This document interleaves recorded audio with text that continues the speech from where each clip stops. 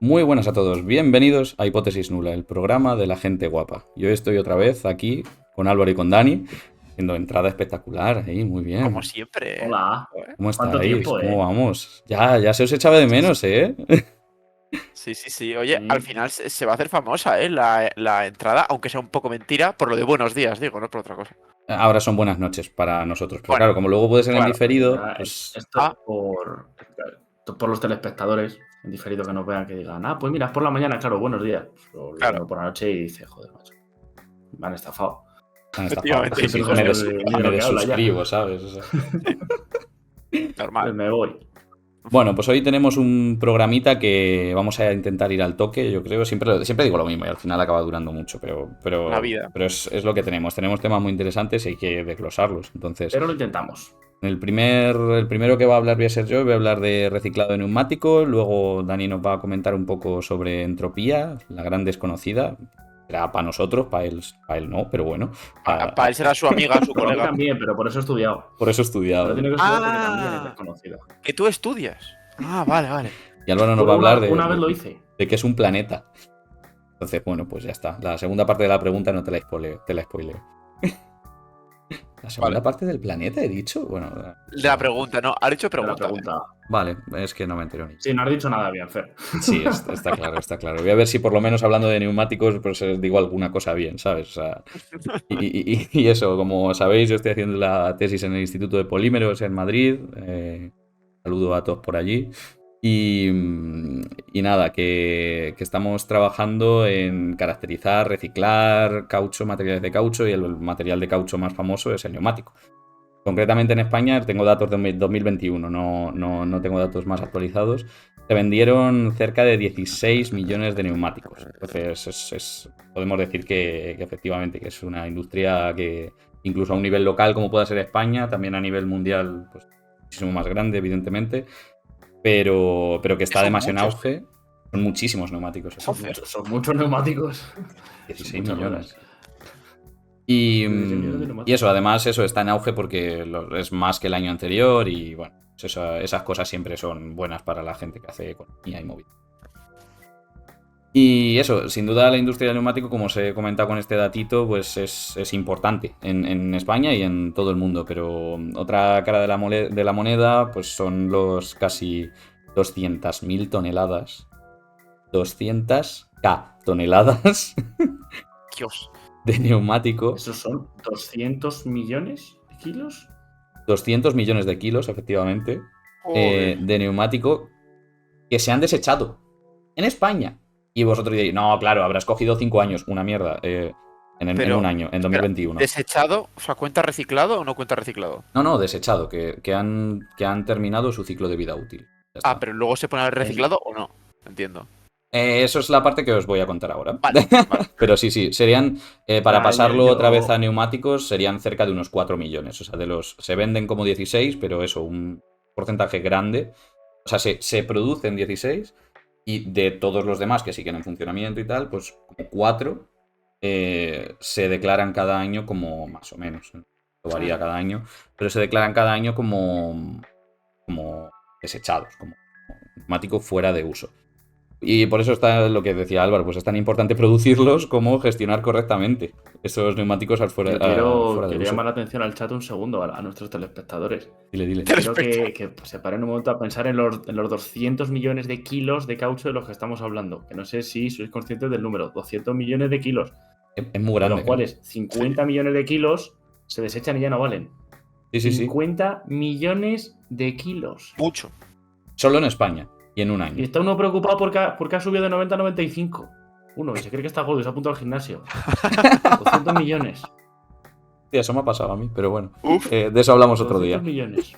Del gimnasio y del peso de cera Gimnasio. hablamos en alternativa, ¿eh? Parece bien. Sí. Pero sí, es lo que estáis haciendo ver que efectivamente que es muchísima cantidad, tanto de lo que se vende, y muy preocupante la cantidad que se desecha. Porque hay neumáticos que tienen requerimientos técnicos muy altos, entonces no. O sea, tienen una vida útil muy limitada. Siempre se pone el mismo ejemplo de los neumáticos de Fórmula 1. Pero hay otras aplicaciones que también tienen requerimientos altísimos y en el momento en el que ya no cumplen con alguna de las normas internacionales o nacionales que se requieren para garantizar la seguridad de los ocupantes o de la carga o de lo que sea, pues ya no se pueden utilizar para eso. Entonces, por introduciros simplemente un poquito de lo que está compuesto un neumático, hablamos de más de 200 ingredientes, que esto ya os lo he comentado alguna vez en otros programitas, os recomiendo que vayáis pues a vuestro canal de podcast favorito, de iVoox, Spotify, lo que queráis, o YouTube también, en formato vídeo, podéis verlos. Y de esos 200 ingredientes, unos 15 aproximadamente son compuestos de caucho diferentes. Esto es, pues, por ejemplo, el caucho natural aporta elasticidad. Se usa mucho en neumático de camión. Por ejemplo, para los neumáticos de turismo lo que se busca es la durabilidad, para aumentar esa vida útil, precisamente. Entonces se utiliza un tipo de caucho que se llama de estireno butadieno. Entonces, pues cada uno tiene su movida. Estireno butadieno. Te suena muy mal, ¿eh? Estireno butadieno. Cosas químicas, de eso sí que no os puedo contar mucho más. Yo sé que da muy buena adhesión al asfalto y muy buena durabilidad, pero poco más. Se lo voy a decir al de Norauto la próxima vez que vaya. Dile, oye, ponme el de SBR. Dile, tú ponme el que más SBR tenga. Bueno, tampoco... SBR, me lo voy a apuntar. Sí, tampoco funciona exactamente así, porque funcionan con sinergias. Entonces esos ingredientes como que se llevan muy bien entre ellos y como que la suma de varios, ese concepto lo podemos explicar otro día más en detalle, pero la combinación de todos ellos es mejor que todos ellos por separado, vaya. O sea, es un poco la cosa. Por eso está tan optimizado. Entonces, bueno, las distintas partes del neumático serían, por ejemplo, un revestimiento de goma interior que encierra el aire a sobrepresión de la cámara, porque podríamos decir que hay dos tipos grandes de neumáticos, pero yo de los que voy a hablar hoy son los con cámara de aire. Luego, por ejemplo, vehículos agrícolas con cámara de agua o vehículos también. Neumáticos con cámara de agua, como los agrícolas de tractor, por ejemplo. O también existen neumáticos macizos que se utilizan en obras y en aplicaciones que no requieren altas velocidades, básicamente. Un neumático macizo tiene poca flexibilidad, entonces, claro. Pero aguanta mucho, ¿no? Entiendo, o sea... Es imposible pincharlos. Gordas... Claro. Sí. Efectivamente. Una buena ventaja, la verdad. Sí. Luego la carcasa, que es de textil, que tiene una elasticidad y además ayuda a la estabilidad dimensional cuando se está conformando en el molde del neumático, pues este textil ayuda a que coja forma. Y la banda de herradura, que es el compuesto más interesante para nosotros, pues que al final se coloca sobre la carcasa y está en contacto con la carretera. Entonces ahí es donde más podemos nosotros jugar con las propiedades de decir, vale, pues queremos que este neumático aguante muy bien tal esfuerzo o que tenga mucha vida útil, etcétera. Y luego los flancos y los talones, que son las partes como están en contacto con la llanta. Entonces, bueno, eso para cuando vayáis a cambiar los neumáticos al taller, pues ya se lo puedo contar si queréis. Bueno, eso está bien para hacer creerle que sea algo. Está bien, sí. O para que nos meta con una llave inglesa en la cabeza por pesados. También, niño. Te pongo yo el neumático, cállate, hostia, ya. Te dirán, anda, yo te lo cambio y tú ya lo que quieras. Está el pobre hombre ahí con las manos llenas de mierda. Y está dando la chapa con los neumáticos. De aceite. Totalmente. De 6 ppd. Que estará lleno de 6 ppd el pobre hombre que lo van a retirar por tóxico. Es un aceite, de eso podemos hablar otro día. De cosas que se van a prohibir. Gracias por aclararlo. Te has adelantado mi pregunta de ¿qué es el aceite? Es un aceite. Un tipo de aceite como muy viscoso, además. Es como muy asquerosete, la verdad. Eso para unas patatuelas. Viendo esos saborcitos ahí agarrados. Hecho con un poquito de aceite de palma entra, vamos. De loquísimos. Eso, para freírse unos huevecitos. Para mojar los churros. Tal cual. Y bueno, la composición del neumático, digamos, en todas estas partes que os he comentado, pues solo el 40% es caucho, el 30% son cargas, que lo que hacen es modificar las propiedades de estos cauchos. Por ejemplo, para darle mayor vida útil o mejores propiedades mecánicas se puede añadir negro de carbono o sílice. También hay cargas que abaratan el coste para Aulín. Y contaríamos con un 15% de metales para darle también mejores propiedades y tal, nylon, por ejemplo, y un 14% entre plastificantes, ingredientes de vulcanización, que es el proceso por el que se fabrican los cauchos, y otros ingredientes que son pijadas, vaya. Pero está bien porque luego decimos, no, es que el neumático no dura. Bueno, pues sin a lo mejor ese 0,2% de no sé qué duraría la mitad, ¿sabes? Entonces, Joder. Adiós. es una pijada, pero necesitas que esté Madre ahí, mía. ¿sabes? Como, mejor una pijada que tener.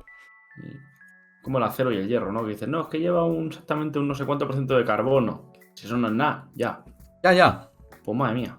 Pero La diferencia aquel Damasco que tiene provoca. nanotubos de carbono. Pues eso a que a los de Damasco les funcionaba bien. Ah, por algo sería. Sí. Tú di Sí. que sí, Dani. De forjado a fuego podemos Sí, hablar sí, otro sí, sí. día, ¿eh? O sea, esto... Uf. Cuidado. Hostia, un especial de forjada a fuego. ¿No? Empezamos aquí a hablar de espigas, de... Uf, cuidado, ¿eh? Voy a quitarle a Dani el comentario. Si queréis que esto ocurra, dejar comentarios. Y movidas. Esa. Ole, sí señor. He ¿Cómo ha aprendido aprendido. el niño? Bueno, y otra cosilla para comentaros simplemente. Os voy a dar algunos datos de esto del neumático. El triángulo de propiedades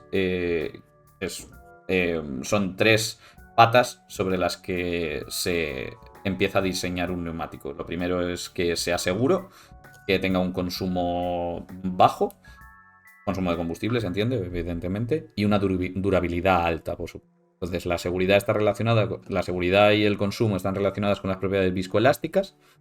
La seguridad con el agarre al asfalto y la resistencia a la rodadura refiere directamente al consumo de combustible. Cuanta mayor resistencia a la rodadura tengamos, pues peor va a ser el consumo.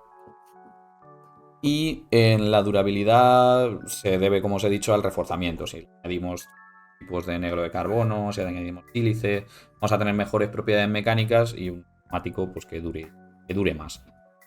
Pero siempre que aumentamos una de ellas, acabamos bajando otras, entonces siempre hay que encontrar el compromiso óptimo entre ellos. Entonces, simplemente algunos usos actuales que se está dando del polvo de neumático son en parques infantiles. Son en parques infantiles, en campos de fútbol artificial o en asfalto. Pero eso son aplicaciones muy limitadas porque no podemos hacer, pues eso, con... ¿Cuántos he dicho al principio? 4 millones de neumáticos o 50.000 toneladas, como decíais vosotros. 50 Da para muchos campos de fútbol, da para muchos parques infantiles. No hay tantos que hacer, ¿sabes? No...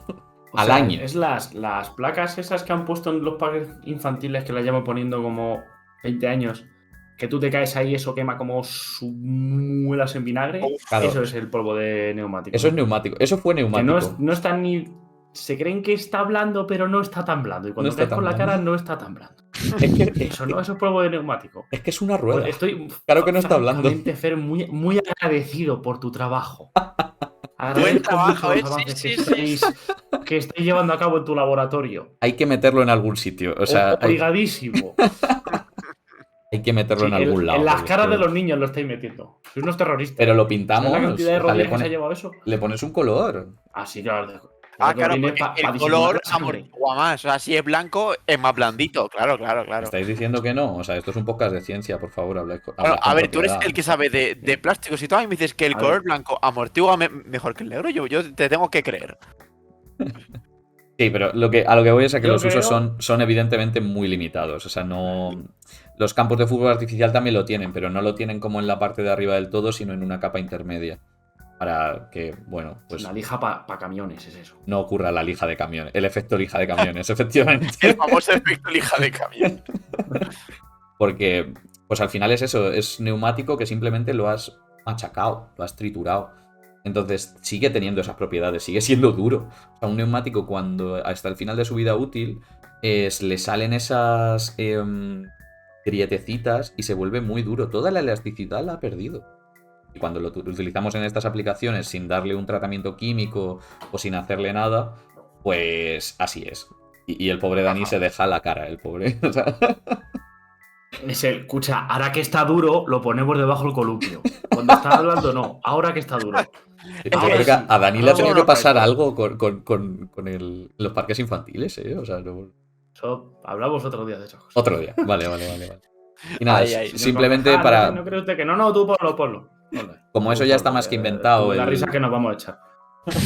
Como está ya más que inventado el cizallar, quiero decir, el triturar el neumático, eso es algo muy, muy sencillo, no afectas a las propiedades finales ni nada de esto, solo cambias el tamaño de partícula.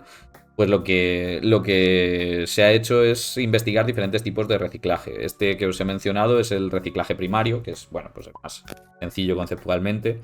En el secundario se tiene que usar para obtener productos similares pero con peores propiedades. Esto es, por ejemplo, si cogemos el polvo de neumático y lo echamos en una formulación nueva de neumático, pero quitamos parte de otro ingrediente para abaratar costes, perdón. Pues las propiedades van a ser peores.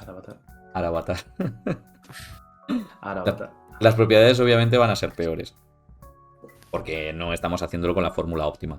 En el terciario, que es el digamos más interesante desde nuestro punto de vista, pues que es el que estamos intentando reciclarlo dándole un valor añadido, es decir, hacerle un tratamiento químico o recuperar la parte de polímero que se pueda rescatar mediante diferentes métodos, que eso os puedo contar otro día, puede venir alguien a contarlo, ojo.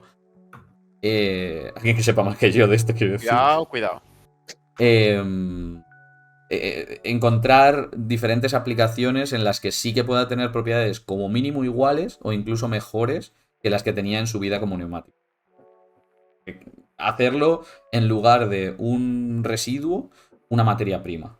Que el neumático al final de su vida útil fuera una materia prima. Eso en otros países ya funciona, por ejemplo. En Alemania funciona muy bien el libre mercado de neumáticos fuera de uso porque existen empresas que literalmente se dedican a comprar ese tipo de neumáticos, hacerles procesos y venderlos.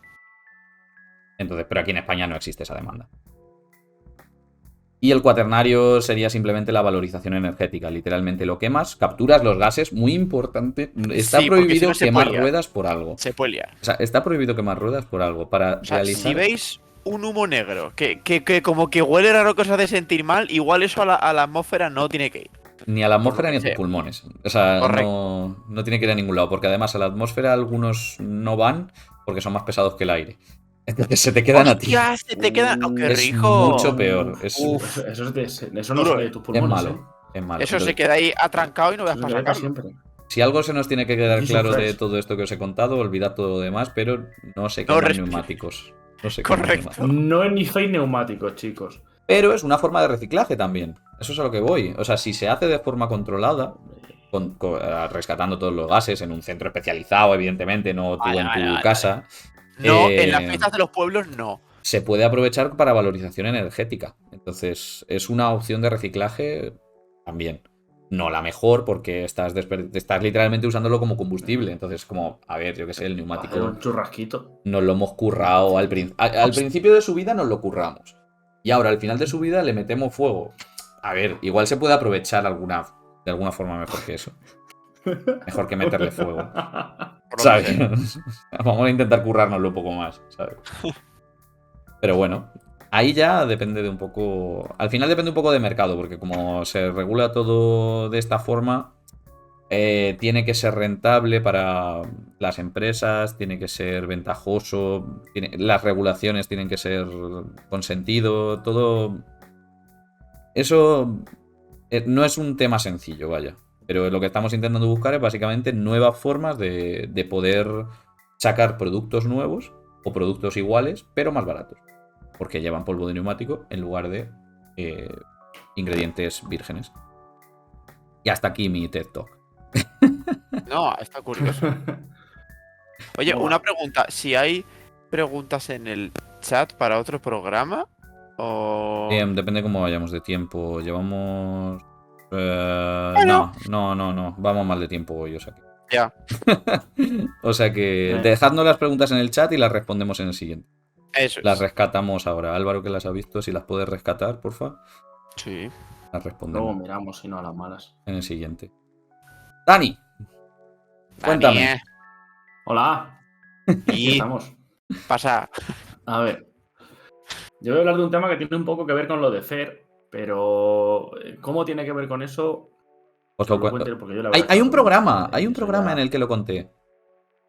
Sí, has hablado de esto, ¿no? He hablado de elasticidad, Perfecto. del origen entrópico de la elasticidad. Entonces eso lo puedo contar otro día para hacer una review, ¿sabes? En plan de actualizar la información. Vamos a... Pero que vayan al programa. Vamos a cambiar la intro. Claro, o sea, Hola, ¿qué tal? ¿Cómo estáis? Voy a hablar de un tema que ya os conocéis todos, de cuando habló Fer de las propiedades del origen entrópico de la elasticidad. Como es un tema que ya sabemos todos, que nos lo hemos visto todos nos acordamos absolutamente de lo que dijo Fer. Eso es. Voy a hablar de entropía. A ver, voy a hacer otra cosa que ya os suena a los oyentes más veteranos. Yo hice un ciclo más o menos. Hice 3 programitas de la inflación del universo, inflación cósmica, expansión del universo, bla, bla, bla, estos temas. Y hice 3 programas seguidos hablando del tema. Voy a hacer lo mismo con el segundo principio de la termodinámica. Es decir, este programa, el siguiente y el de después, mi parte va a ir enfocada al primer principio de la termodinámica, que no enunciaré hoy. Es decir, hoy voy a hablar un poco del segundo principio, pero no lo voy a decir, porque así la gente ya se tiene que quedar al siguiente. Preparando el terreno. O sea, se viene segundo principio, Sí. pero va a haber ahí cositas. Mira, hoy voy a hablar de la entropía, que es el elemento básico, la magnitud básica del segundo principio de la termodinámica. De hecho, es el único que aparece. Hay otros principios en los que hay otros elementos. Aquí no, aquí solo tenemos entropía. En el siguiente programa hablaré del segundo principio de la termodinámica explícitamente, lo diré y contaré un poquito interpretaciones que tiene. Y en el tercero, consecuencias. O sea, ¿por qué me afecta a mí el segundo principio de la termodinámica? Que da para un programa entero. Así Sí, que voy a hablar un poco de entropía. da para 2 si quieres, ¿eh? O sea, Ya. Da para todos los que quieras. sí, de hecho sí. Da para bastantes. Porque, bueno, estoy pensando ahora, se me acaba de ocurrir meter un cuarto de relatividad y entropía, pero creo que no. Estaría guapo, en verdad. Sí, suena muy interesante. ¿Por ahí, coñas? Suena a TFM casi. Suena Te lo descuidas. Suena a sí. TFM, TFG. Un poco sí. Bueno, la entropía es una magnitud termodinámica. ¿Qué significa termodinámico? Lo primero, pues que hay movimiento y hay transferencia de calor. En física muchas veces trabajamos con sistemas puramente mecánicos en los que, pues, por ejemplo, una bolita cae por una rampa o hay un péndulo o un péndulo doble, un péndulo triple, engancha un muelle y tal, pero no pensamos en la temperatura a la que está eso. Está toda una temperatura a la que no pasa nada. La termodinámica es cuando de pronto decidimos, pues eso, que lo vamos a calentar. Entonces pasan cosas. En general, la parte mecánica de la termodinámica es sobre todo a nivel de partículas, de moléculas que forman los sólidos, de las moléculas que forman los líquidos, de las moléculas que forman los gases. Y la parte termo es más las fuerzas que actúan sobre ello y las transferencias de calor. En fin, bueno, me estoy enrollando con esto demasiado. Termodinámica, cosas con calor, cosas y temperatura, ¿vale? La entropía es una magnitud que a lo largo de la historia ha ido cambiando su definición. La primera vez que se habló de un concepto similar a la entropía o que se empezó a introducir una magnitud como la entropía fue allá por 1850 más o menos, cuando el ingeniero físico manitas inventor Rudolf Clausius habló, o se dio cuenta más bien, de que es imposible transformar todo el trabajo, todo el calor, que genera un sistema en trabajo útil. Es decir, los gases cuando se calientan se expanden. Ahí se pueden hacer cosas y el calor que le estamos dando para que aumente la temperatura de ese gas se puede utilizar para producir trabajo mecánico. Es como funciona un motor de combustión, por ejemplo, el del coche. Ahí explotan cosas, eso genera calor y ese calor se transforma en el movimiento mecánico de las ruedas, hace trabajo mecánico y nos desplaza. Vale. Pues Clausius se dio cuenta de que esto no se puede hacer de manera íntegra, es decir, siempre se pierde calor. Siempre hay una parte de ese calor que se pierde y que no llega al final. A esa parte que se pierde es a lo que él llamó energía... ¿Cómo lo llamo exactamente? No me acuerdo, lo tengo por ahí. Voy a mirar la chuleta. Bueno, no, vale, no le puso ningún nombre, perdón. Pero la Pero era entropía, una cantidad que simplemente eso, relacionaba el calor y el trabajo. Sí. Él todavía no la llama entropía, pero la idea es eso, es esa parte de la energía que se pierde y que no se puede aprovechar jamás. Es donde empieza a aparecer este concepto de entropía. Más allá, o sea, después de esto, unos años después, Gibbs define una especie de energía disponible de un sistema, que hoy en día se conoce como la energía de Gibbs, que tiene que ver la energía que emite o absorbe un sistema menos la entropía que pierde esa temperatura, ¿vale? La entropía es una cosa que en general depende de la temperatura. Entonces, permite medir la energía que tú puedes extraer de un sistema teniendo en cuenta ya esa parte que siempre vamos a perder de la que ya había hablado Clausius. Esto es una definición un poco así, un poco ambigua, que requiere transferencias de calor y que a los físicos no nos terminó de convencer. Como 50 años después, a finales del siglo XIX, llegó la siguiente definición de entropía, que esta vez se debe a Boltzmann. Es una definición más estadística. La entropía, Ludwig Boltzmann, a mí me gustaba la última, pero bueno, definió la entropía como una cantidad que aumentaba según aumentara. O sea, con la cantidad de configuraciones microscópicas que daban lugar a un estado macroscópico equivalente. Ahora vemos esto. Fer, por favor, ponme la foto. Ok. Que te he puesto. Recuerdos de física ¿A qué me estadística. refiero con esto? Que flipas. Joder. Vale. Esto es un sistema de monedas que tienen una cara azul y una cara roja. Si nosotros tiramos las 6 monedas al aire, o sea, cada fila es una tirada.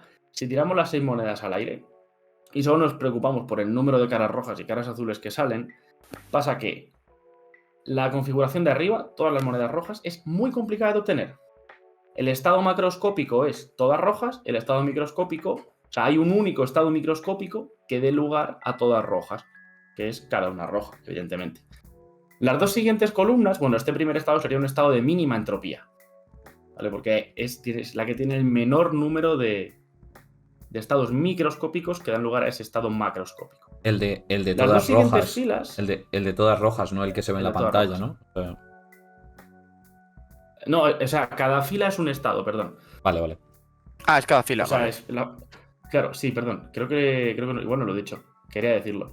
La fila de arriba es un estado, la segunda fila es otro estado. Cada fila es una tirada, solo hay 6 monedas. Ujú. Vale.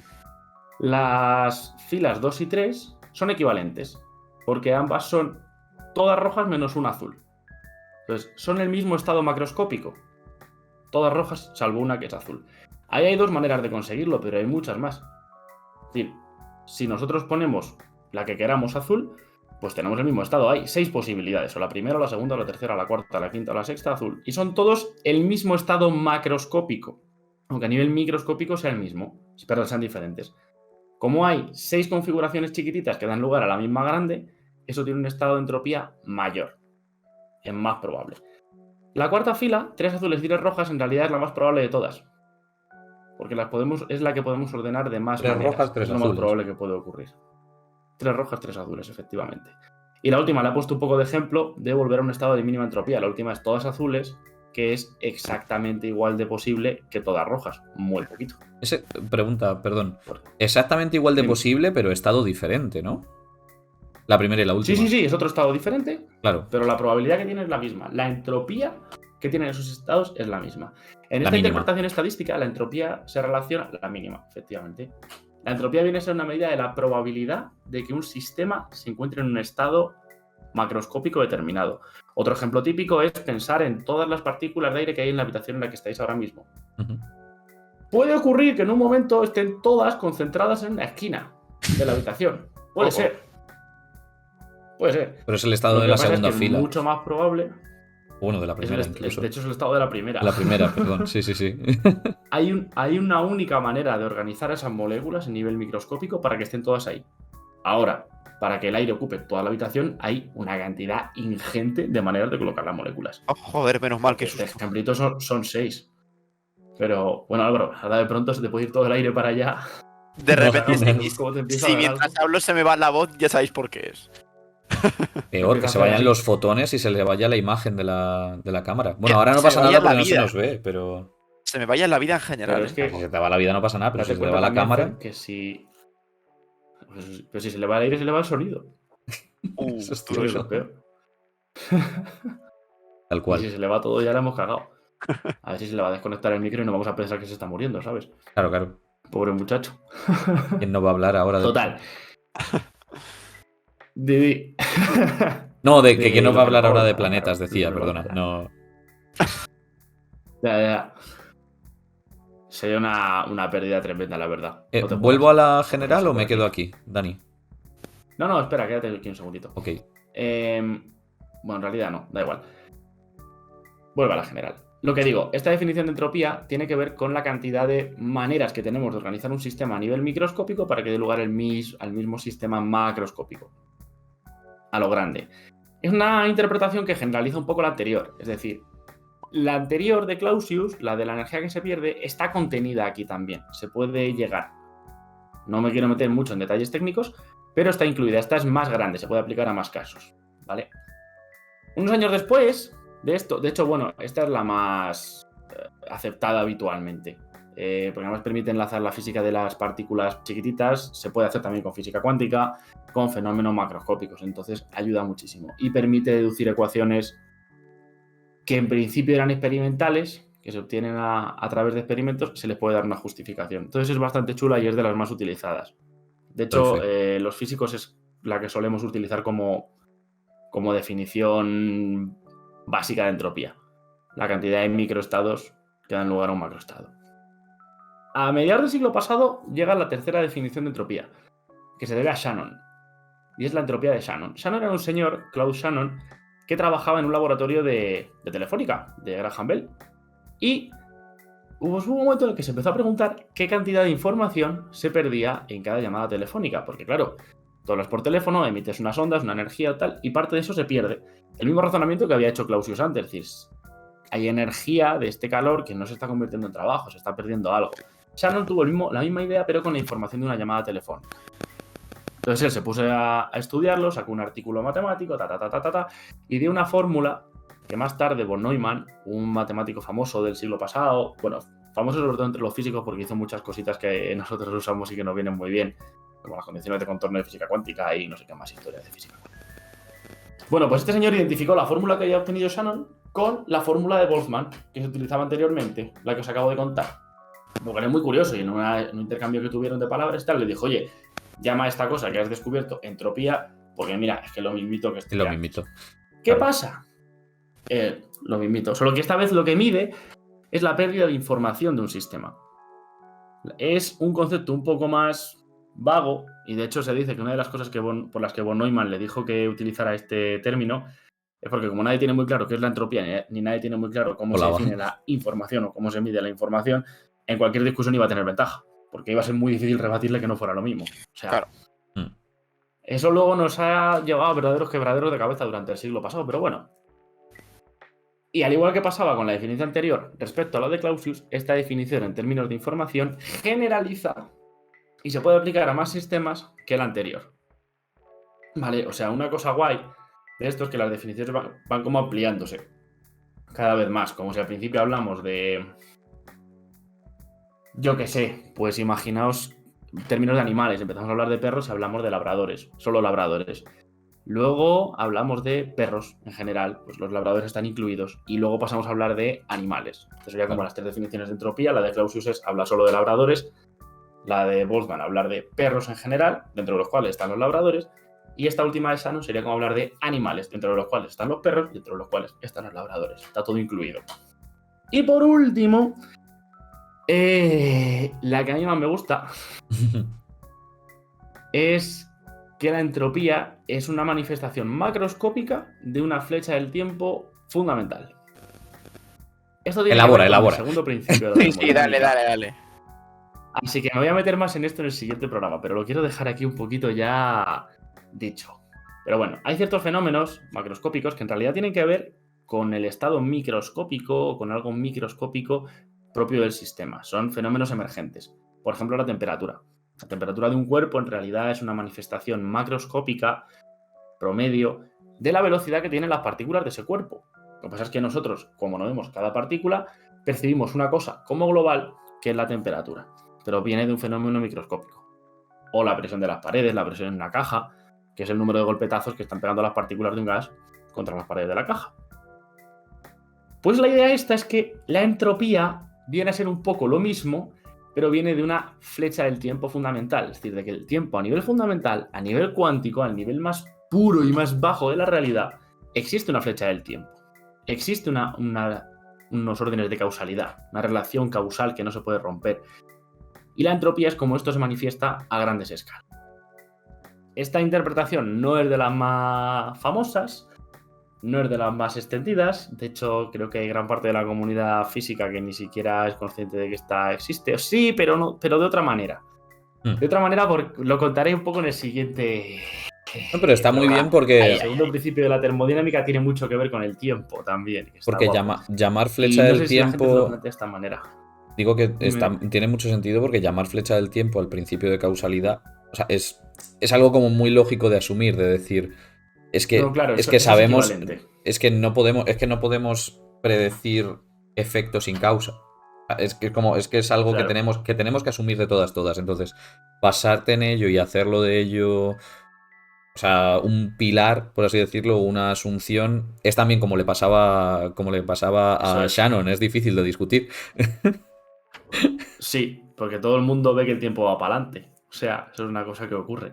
Efectivamente. Entonces, sí, la idea de esto es simplemente tomar eso como una base. Y Decir, el resto de yo teorías voy a físicas, asumir que el tiempo va para adelante. y el resto de teorías físicas, de hecho, Dime. nos dicen que ir para atrás en el tiempo está complicado, tirando a imposible.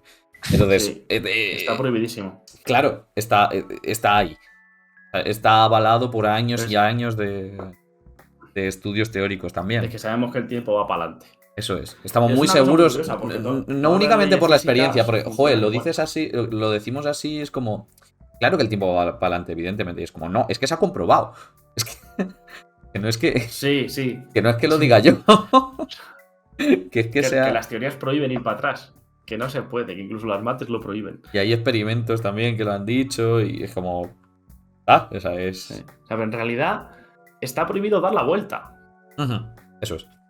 Dar la Eso vuelta. O sea, entiendo yo al menos. lo que está prohibido Eso- es pararse. Es cambiar la En flecha del realidad, tiempo. las leyes físicas que tenemos ahora mismo podemos cambiarla directamente, pero no podemos pasar por no hay tiempo. O sea, podemos Claro. ir para adelante o podemos ir para atrás. Lo que no Pero- podemos es pasar de uno a otro. O sea, tú no puedes diseñar una teoría donde la flecha de repente haga ¡wup! Y se dé la vuelta y. O sea, todo eso no Sí, se puede. claro. Pero todas las teorías físicas lo hacen. O sea, tú coges cualquier Son teoría física, irreversibles. cambias, pones el tiempo para atrás y funciona exactamente igual. Lo que no puedes hacer es llegar de una a otra, voy a decir un palabra, mediante transformaciones continuas. O sea, no puedes pasar por el cero. Tú no puedes estar yendo para adelante y luego No ir para puedes. atrás. Tú no puedes ir para adelante, frenarte Claro. e ir para atrás. Es, o siempre vas para adelante o siempre vas para atrás. Los Efectivamente. típicos problemitas que Eso es. resolvemos en física bachillerato, la ESO, Ah. primeros cursos de universidad, ahora depende del tiempo, prácticamente. Ujú. Bueno, Y si depende del tiempo, las teorías se va para construyen adelante. en base a va para notoriedad. atrás. Claro. Entonces, O sea, lo diré, la mecánica cuántica se basa en el principio de unitariedad, que eso básicamente te dice que es igual ir para adelante que ir para atrás en el tiempo. Que es una cosa que no. es una cosa rara. Se ve Es que una no. cosa- Sí. Pero- No, sí. O sea, si tú empiezas para atrás no pasa nada, pero no puedes ir para adelante. Si empiezas para adelante no pasa nada, pero no puedes ir para atrás. Es Te esto que tienes se que hace quedar de según el pie. desechar la solución negativa. Es como, ya, pero está ahí. ¿Sabes? Es como, Sí, igual no Eh, estás que describiéndolo. eso tiene que ver con esto de la flecha del tiempo también. De esto hablaré más en el siguiente. Que el segundo principio de la termodinámica y cómo se introduce la entropía en el segundo principio de la termodinámica tiene mucho que ver con las flechas del tiempo. Se utiliza mucho como recurso para justificar por qué el tiempo va para adelante. Pero está guay porque en realidad tampoco tiene una justificación teórica ahora mismo. Bueno, Mola ya mucho. se andará. Todo se andará. Hablaré más en el siguiente. Ahí se queda. Nos has dejado con Ahí ganas lo de dejo. más. Sí, no fuera de coña, la verdad. Toma. Toma ahí. Lo has conseguido. Así que nada, Álvaro. Vale, pues ahora me toca a mí que increíblemente no voy a hablar de temas de meteorología, sino de lo mío. Así que bien por eso. Esto nada, para la gente que haya visto los programas anteriores. O sea, no os asustéis, Álvaro puede volver a hablar de meteorología. O sea, no, hemos sacado del cubículo Volveré. de la meteorología para que hable de otra cosa, pero puede volver al cubículo si queréis. O sea, ya está. Volveré, no os preocupéis. Esto es para que una vez cada temporada os creáis que soy realmente astrofísico, no por otra cosa. Vale, pues mi tema va a ser como de costumbre bastante más ligerito. Como siempre voy detrás que Dani, es como, hostias. La verdad es que se nota el contraste. Te lo dejo Claro, fácil porque sea últimamente ligerito, siempre lo ¿eh? hacemos así, ¿no? O sea, No, deberíamos yo cambiar creo el que orden. sí creo que esta frase ya la he dicho más veces. Sí, entonces, sí. No A mí lo sé. también me suena. En fin, vale, pues le voy dando. Pues yo voy a hablar de la definición de un planeta y de el pequeño lío que hubo con Plutón. Lo de pequeñitos, todos os acordáis, decir 9 planetas, pero jaja, ahora no, ahora son 8, pues vamos a ver un poco cómo se llegó a esta situación. Vale, lo primero por el principio, un repaso rápido. Esto de hecho ya lo habló Fer en el primer programa de esta temporada, pero voy a hacer un repaso rápido de cómo se forman los planetas. Voy a ir muy rápido, si queréis más detalle, temporada 2, episodio 1 de Hipótesis Nula, la parte de Fer.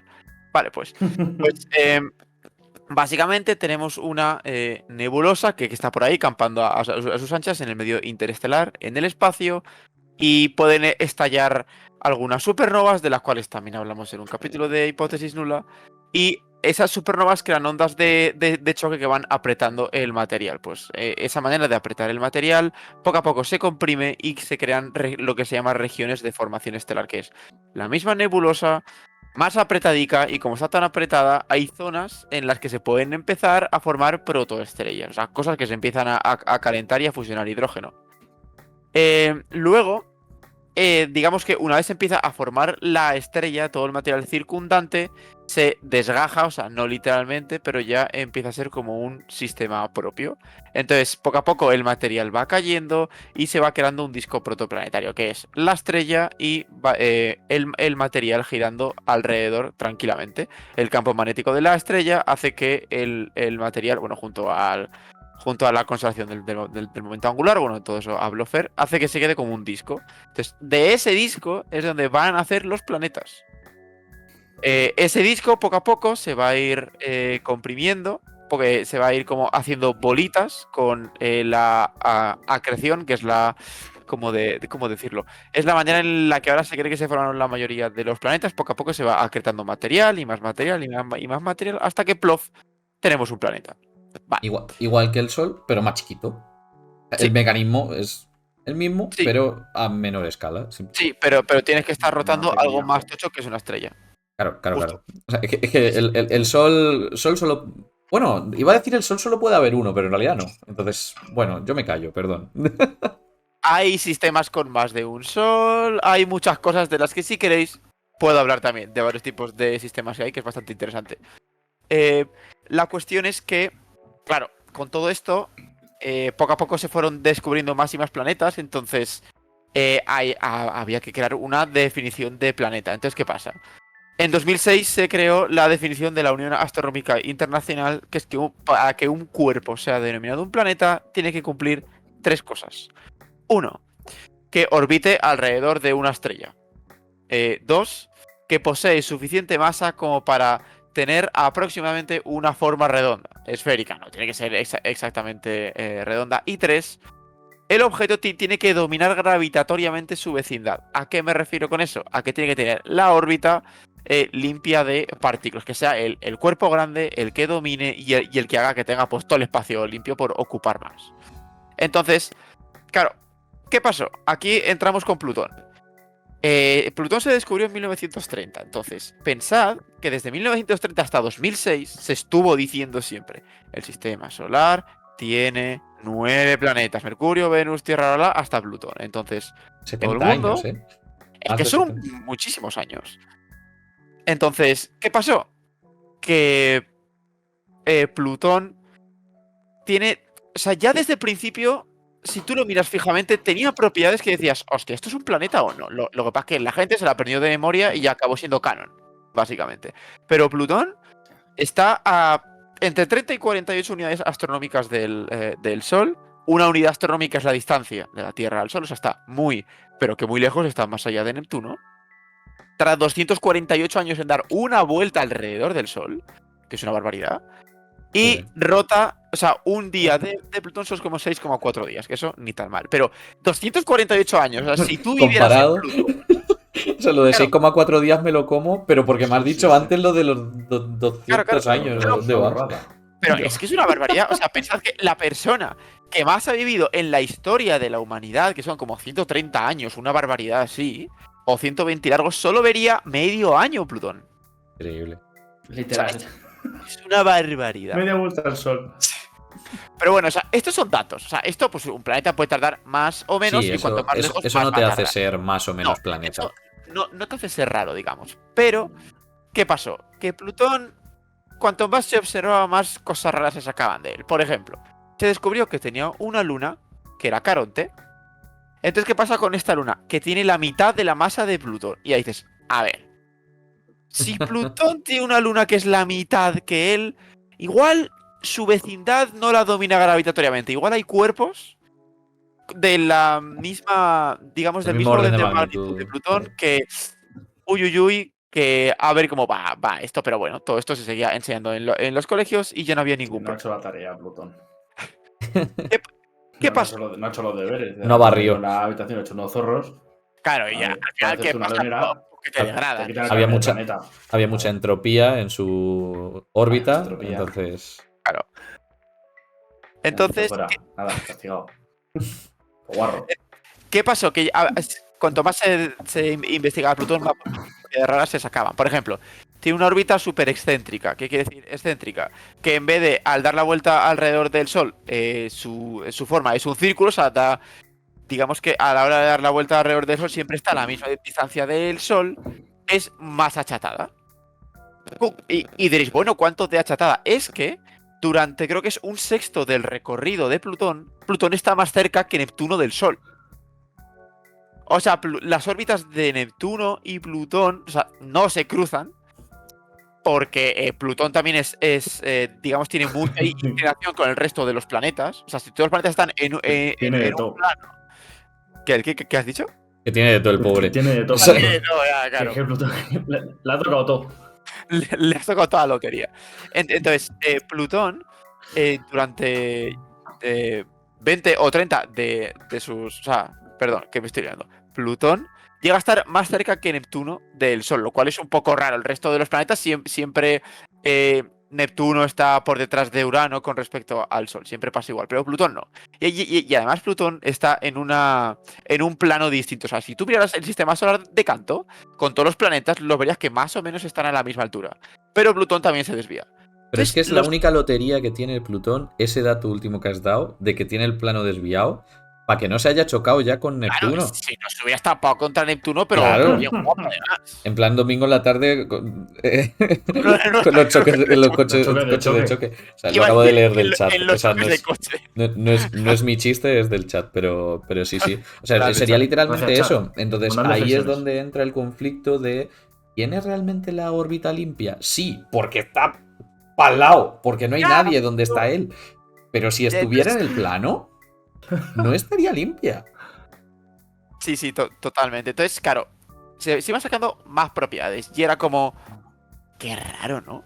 Además, a la hora de descubrir Plutón, se descubrió mediante una serie de ecuaciones de las órbitas de los planetas que decían que Neptuno y Urano estaban ligeramente desviados y que tiene que haber otro planeta más que los cuadrara. Entonces la gente se empezó a poner como locos a buscar planetas y cayó Plutón. Pero Plutón estaba como un pelín más lejos de lo que le tocaría. Entonces, cuando la Voyager 2 empezó a pasar por todos los planetas del sistema solar y llegó a Urano y a Neptuno y sacó su masa verdadera, descubrieron que no hacía falta ningún planeta, que todo estaba bien. Estaba dentro Entonces, del error experimental. No me lo puedo creer. Sí. Increíble. Entonces era como, hostia, que la estamos liando tú. Y tú dirás, vale, bueno, Plutón es un objeto, es un planetita más, no pasa nada porque la gente ya se lo saben. Aquí viene lo gracioso. El sistema solar, Fer, imagen, A mandar. ¿dónde está? Ahí. Aquí, bueno, básicamente es una imagen que es un esquema del sistema solar donde se ve, bueno, no se ve el primer cinturón, se ve que entre la Tierra, bueno, entre Marte y Júpiter hay un pequeño hueco, eso es el cinturón de asteroides. Luego, más allá de Neptuno hay, que es el anillo gris, es el cinturón de Kuiper y luego la nube de Oort en azul. ¿Qué pasó?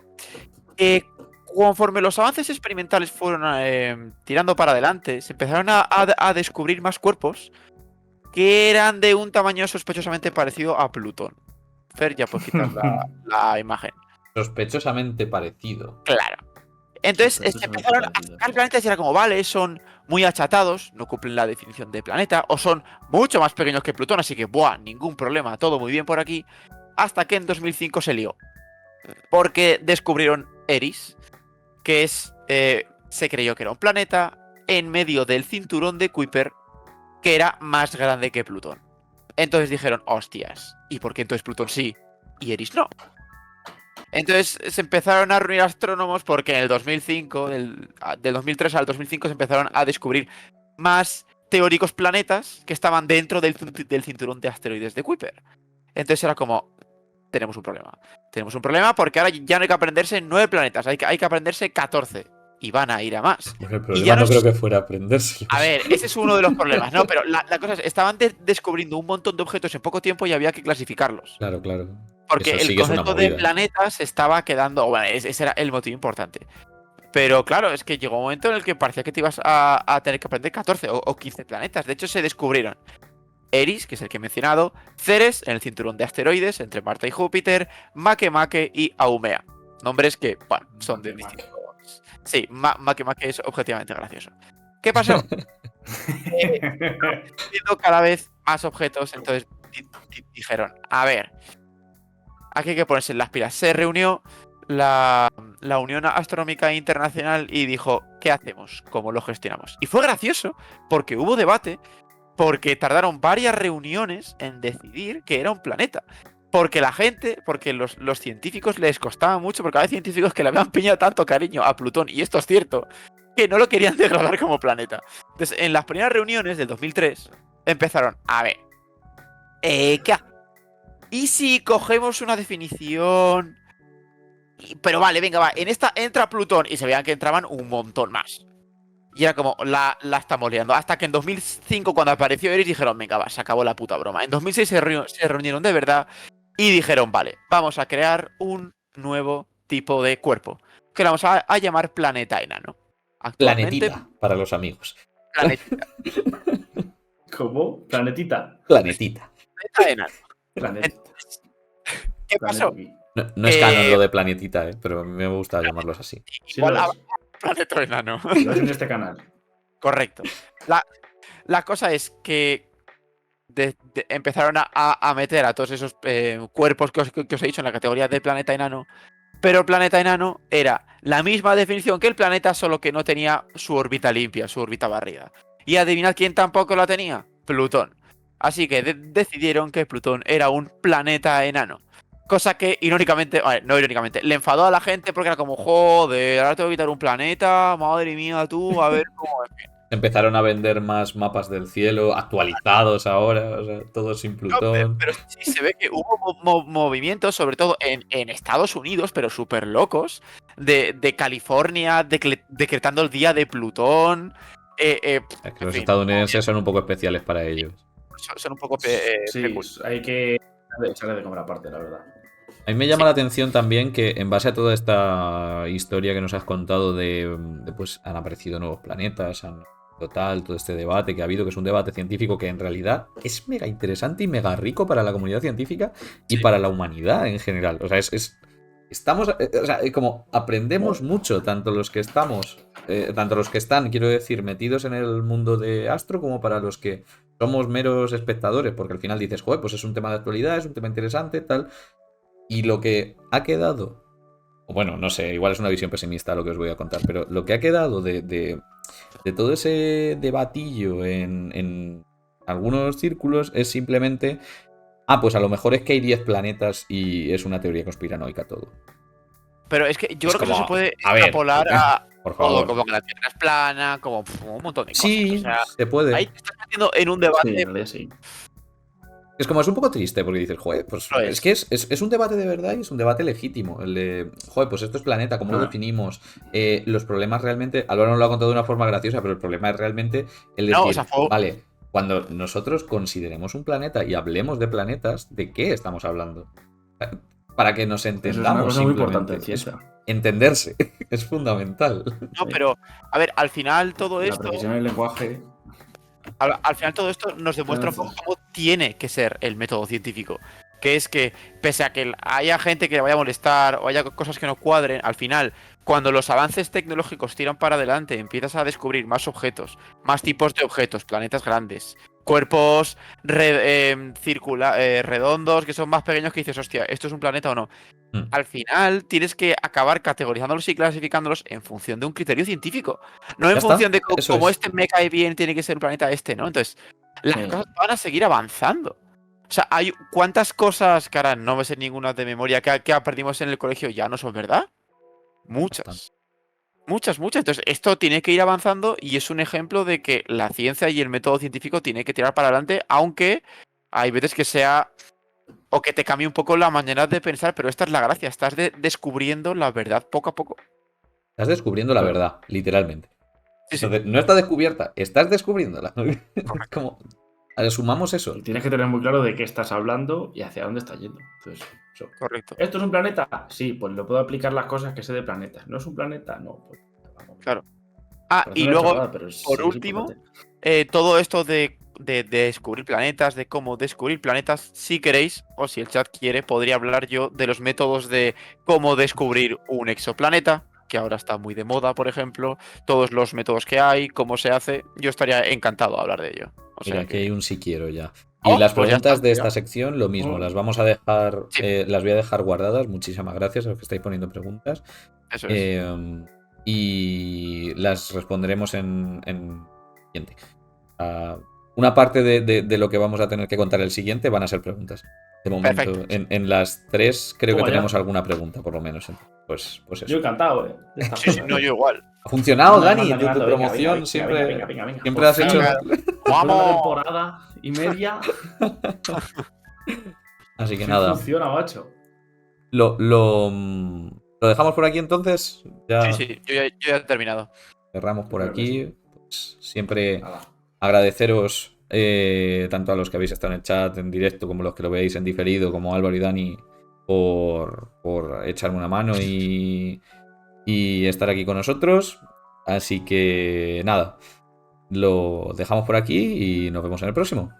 Eso es, perfecto, hala, un placer. Besito. Hasta Hasta luego. Adiós.